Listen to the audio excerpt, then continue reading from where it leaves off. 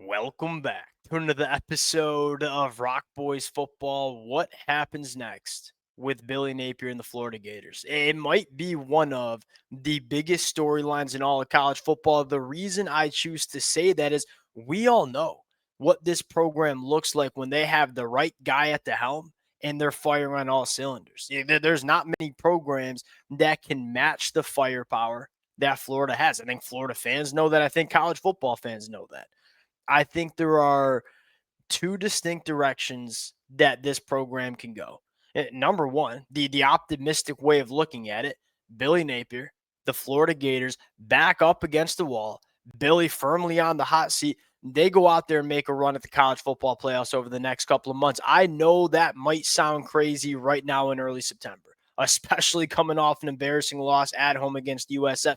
Whether you are a Florida fan that wants Billy Napier gone or not, if you follow this program closely, you know this team is capable of doing what I just said.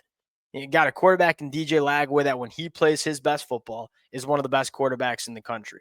You got a running back in Jaden Baugh that might be one of the best running backs in the country. Weapons on the outside. Veteran offensive line that at times has played good football. I think people are overlooking that. In a front seven on defense, that's one of the best in the SEC. There is zero question at all that this team has the firepower to go on a run if they play good football. That's one direction. Make a run at the college football playoffs. Billy Napier's back in 2026. The other direction is you don't do what we just talked about and you string together a couple more losses. You don't maximize this team. And if that's the case, especially with what we just saw Saturday against USF, you're going to have a new head coach in 2026. I don't think there's any question about it. And I think that's really important. Like, I don't think you can keep finding that middle ground. You either got to maximize this football team in 2025 or you got to find a new guy to run this program. That's at least the way I look at it. What's the real problem that's going on with Billy Napier? That's what I want to talk about first. I want to talk about, hey, well, what could happen next for Florida? We can talk about some head coaching candidates as well. We'll get into that conversation more when and if it's applicable. Before we get into it, as always, we're sitting here Thursday afternoon. I would love to hear how the Florida fans are feeling about the situation. And many of y'all know I've been, maybe to a fault, one of the strongest Billy Napier supporters out there, right? And it's getting harder and harder to support and defend what's going on with this program. Would love to hear how you guys feel in the comment section. If you have some head coaching candidates you might want to throw down in the comment section, please put it down there because we might be having that conversation in a couple of days. Appreciate you guys rocking with it through the highs and lows of what this program has given us. Y'all been awesome to the boys, and we appreciate you guys. If y'all do enjoy the content, consider subscribing to the channel. And when you're talking Billy Napier and when you're evaluating Billy Napier, you're trying to figure out what's gone wrong, because there's so much that has gone right. And that's why I've been such a supporter of Billy Napier for the amount of time I have. You look at recruiting, but not only recruiting, you look at the evaluations they've made at the high school ranks. Go look at the past recruiting classes for Florida. There's not a lot of misses. A lot of the guys that Florida recruited, brought in from the high school ranks, they're now starters on this football team. They're now potential all SEC players on both sides of the football. Recruiting evaluation, it's been really good under Billy Napier. I would argue that player development has been really good under Billy Napier too. You look at the offensive line, disaster in 2023, much better in 2024. An offensive line that we think can be one of the best in the country in 2025, even though we haven't exactly seen that during the first two games. Go look on the defensive side of the football. Caleb Banks gets to Florida as a solid transfer portal addition, emerges as one of the best players in the country. George Gums has taken massive steps since he's gotten into this program. You can say the same thing for a guy like Tyreek Sett. There's a laundry list of examples of players getting better during their tenure or during their careers at Florida. And then player retention. Like, we don't lose players that we don't want to lose.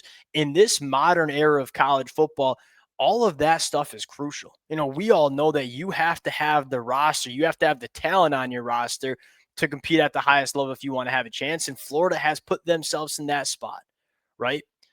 which leads us what's going wrong. If you're doing everything right during the 8-month off-season block, why isn't it translating to the 4 months when it really matters? And at the bottom line, you can do all of that stuff right in the 8 months in the off season, but if you don't get it right in the 4 months in the fall, it don't matter. This is a production based job. You produce wins or you don't have a job, right? What's the biggest problem? I firmly think it's Billy Napier calling the plays. And the most frustrating part about this situation is it's either just a selfish ego thing or it's just plain ignorance, both of which are massive problems if you're a head coach. Right? Selfish ego. I mean, like if you know you're not the best option for this program calling plays, but you just think you're that guy, that's a problem. You're putting your wants and your ego ahead of what's best for this program, right? Or it's completely ignorant. Like, do you not recognize? And here's the thing with play calling. It's not necessarily like Billy Napier's running a bad offense, although at times it really has looked like that. My bigger problem with Billy Napier calling the plays is when you are a head coach that is buried in the play calling sheet every single Saturday, but it's not only every single Saturday. Like it's throughout the week as well. When you are getting ready to call plays in a football game, you're putting a lot of time and a lot of effort into designing the game plan and getting that play sheet right during the week. The biggest problem is yes, is the play calling on offense anything exceptional? No, that's far from the truth. The bigger problem is when your head coach is so worried about calling the plays, the team doesn't come out ready to play. The team on Saturdays is clearly making mistakes they shouldn't. You got bad clock management, which has been a problem with Billy Napier throughout his tenure. My bigger problem with Billy Napier calling the plays is that it's coming at the expense of really important things on game day. I mean, I look at Ryan Day as the biggest example. If you talk about a guy that putting his ego aside and saying, hey, if I want to get Ohio State over the hump, Ryan Day's a hell of a better play call than Billy Napier, by the way. But Ryan Day recognized, hey, if I want to get us over the hump, I think I need to be a little bit more of a head coach than just a play caller. And he goes out and hires Chip Kelly, who's a really good play caller, and said, hey, I'm still going to have some say on the offense, but I don't want to spend my whole week prepping game calling. And I don't want to spend my 4 hours on the sideline during that football game worrying about calling plays. Does that, Ohio State goes out and wins a national championship. The fact that Billy Napier continues to want to try to call the plays when it clearly is not working. I mean, you just got held in less than 20 points against the USF defense that is by no means elite. But at the same time, it's coming at the expense of the success that this team is having. You're not managing games right. You're not managing the clocks right. You're coming out unprepared to play. That's to me the biggest problem. Like Billy Napier's doing so many things right. But when it comes to executing and bringing the best out of this football team on Saturdays in the fall, we are coming not just short, we are coming grossly short of that. That's what really matters. So when you evaluate Billy Napier, that to me is the biggest problem. In his stubbornness is probably the best word, to continue to call plays and ignore the other problems within this program on game days. To me, that's the biggest problem we're seeing with Florida. Now you go to this. What is next? Portal candidates. Again, I think you have to say there's kind of an ultimatum in place, at least the way I look at it. It's either you figure this out and you maximize this team. And if you maximize this team, you're looking at a team that will still make the college football playoffs or at least come very, very close. You either figure it out, you bring out the best of this football team that I think is a top 10 team on paper in the country, or you got to find another guy who can bring out the best of this program, right? Potential candidates there. Here's the thing. When you're Florida, there are 7 head coaches that would say no to this job right now. Like Coach Sark at Texas, Kirby Smart at Georgia, Ryan Day at Ohio State. Like there are not a lot of head coaches that are off the list that you feel like you can't go after. I know a lot of Florida fans have been throwing out Dan Lanning. I don't know if Dan Lanning would want to leave. In fact, I would be surprised if Dan Lanning would want to leave Oregon and come to Florida, because he's got a really good thing going in Oregon, and they're clearly going in the right direction. We'll say this. And Dan Lanning has lost really talented players. An example on our screen right now, Dallas Wilson, because he's up there in the Pacific Northwest, right? You look at all the talent being centered around Georgia, Florida, Texas.